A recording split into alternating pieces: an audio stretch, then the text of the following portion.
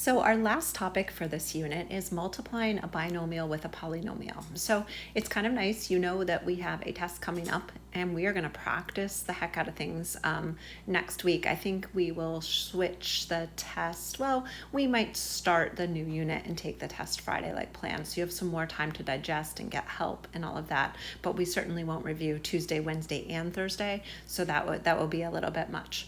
So we're going to do multiplying a binomial with a polynomial. And after this lesson, you're going to be able to multiply a binomial with a polynomial. We will specifically focus on trinomials, but this can be expanded out to anything, just that for Algebra 1, you're mostly going to see binomials times trinomials. So here's our problem.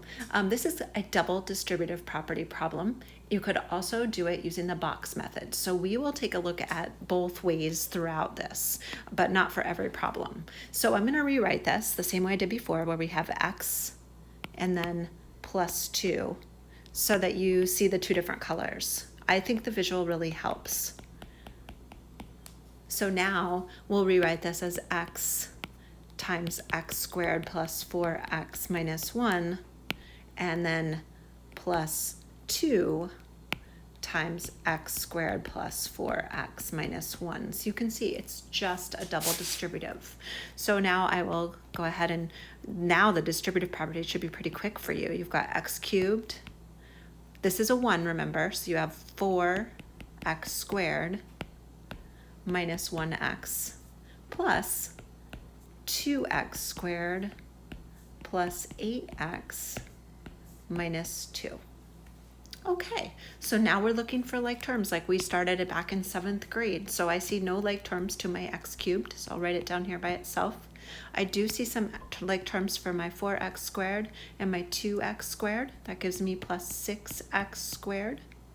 I do see some like terms here. A negative 1x and a positive 8x would be positive 7x, and then minus 2.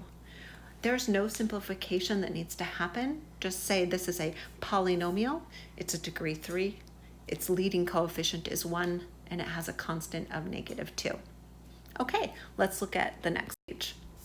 So we have 2 more examples. So let's do this first one with the box method. Let's see, I know that's kind of fuzzy when I make it that big, but I will do my level best to rewrite it so that you can see it. So box method is kind of fun, especially if you want to keep your work organized and if you like to draw. And then x squared, 5x, and 8. Especially helpful with these bigger things to keep things straight. So x times x squared gives you x cubed. X times 5x gives you 1 times 5 is 5. X to the first and x to the first, so 5x squared. And then 8x. 1 times x squared is x squared. 5x times 1 is 5x. And 8 times 1 is 8. So now this is also like lattice multiplication. I love this part about it. So we've got 5x squared plus 1x squared would give you 6x squared. So you have x cubed plus 6x squared. 8x and 5x is 13x plus 8. So it's super nice. It's really nice to keep it organized. The double distributive can get messy. So if I go down here and if I do it with the colors, it's certainly more helpful. So I would say this is n minus 3, and then n squared minus 2n plus 4. And now I can rewrite this as n times n squared minus 2n plus 4, and then minus 3 times n squared minus 2n plus 4. So I see my nice, okay, this is a double distributive property. It makes sense. N times n squared, I end up with 1n cubed. Remember to put that 1 there. Use your exponent rules. Minus 2n squared. Put that 1 there. Use your exponent rules. Plus 4. Minus 3n squared. A negative 3 times a negative 2 is plus 6n, and then minus 12. Notice I forgot my arrows up here on the first one. That could mean that I'm getting a little comfortable. You might find yourself dropping the arrows off. One thing I will note is please don't put the arrows before you do the problem. There are students who write all the arrows and then they forget because the arrow is supposed to be an assist, not just something to put there to make the teacher happy. So now we combine our like terms. So 1n cubed doesn't have anybody else, so just 1n cubed. Minus 2n squared and minus 3n squared will be minus 5n squared. Remember to take the sign with it.